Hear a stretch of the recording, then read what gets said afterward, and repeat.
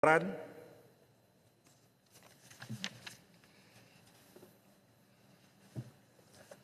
kasih Tan Sri Pengurusi di atas kesempatan yang diberikan kepada saya untuk terus serta mengambil bahagian di dalam perbahasan peringkat jawatan kuasa bagi Kementerian Perumahan Kerajaan Tempatan.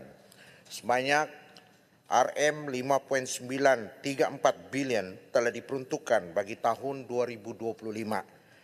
Ianya boleh dikatakan satu angka yang besar.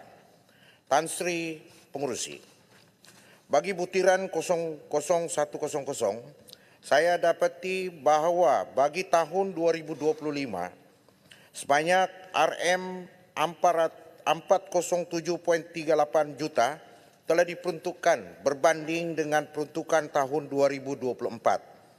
Sebanyak Rm449.67 juta. Di kawasan saya terdapat keperluan yang mendesak bagi pelaksanaan kerja-kerja pembersihan longkang, menaik taraf jalan, menaik taraf pasar, penyediaan kios, baik puli tandas dan lain-lain lagi. Kerja ini perlu diberi keutamaan oleh kerajaan yang memastikan pembangunan dan peningkatan ekonomi setempat di Libaran khususnya dapat diteruskan. Pada masa yang sama, kerja-kerja tersebut juga dapat memberikan keselesaan dan meningkatkan keselamatan para penduduk di kawasan Libaran. Saya ingin memohon pencerahan daripada kerajaan apakah pecahan bagi projek-projek kecil ini dan berapakah yang telah diperuntukkan bagi negeri Sabah bagi tahun 2025. Tan Sri Pengurusi, bagi butiran 3002, pembinaan bangunan Jabatan Bomba Malaysia di Sabah, sebanyak 5.695 juta telah diperuntukkan bagi tahun 2025. Daerah Sendakan adalah satu daerah yang besar dan terdapat 3 parlimen di bawah daerah ini, iaitu Parlimen Libaran, Parlimen Sendakan dan Parlimen Batu Sapi. Namun begitu, terdapat hanya sebuah balai bomba yang beroperasi untuk mengawal selia 3 parlimen tersebut, iaitu Sendakan Fire and Rescue Station.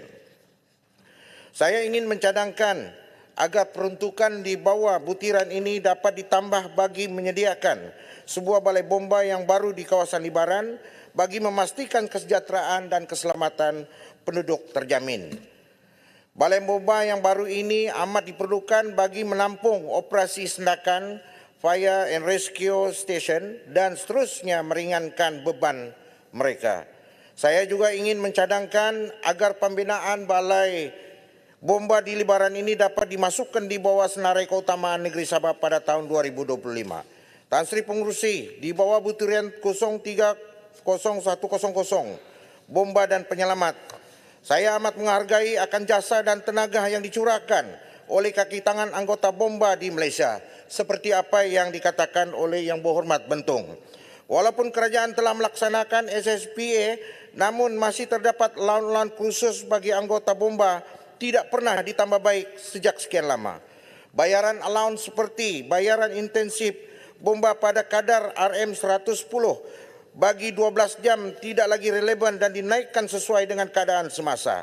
Allowance perkhidmatan bomba pada kadar RM200 serta allowance operasi khidmat pada kadar RM30 bagi setiap operasi adalah tidak lagi sesuai dengan risiko yang ditanggung.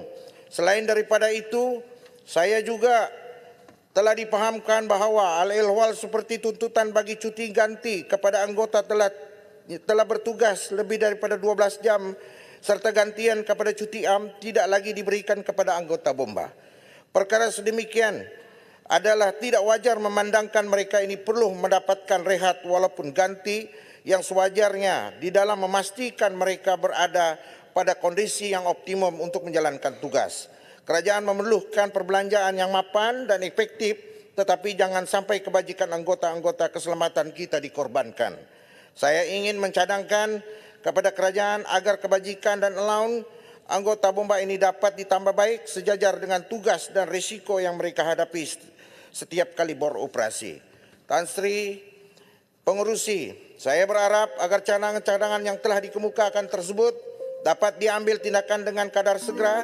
Cadangan-cadangan yang diutarakan bukanlah sekadar satu cadangan jangka masa yang pendek, tetapi bagi manfaat generasi yang akan datang. Saya akhiri ucapan saya dengan memetik serangkap kata daripada James Freeman Clark, seorang penulis daripada Amerika Serikat, dengan izin, a politician think about the next election, a statement think about the next generation. Sekian, terima kasih. Baik.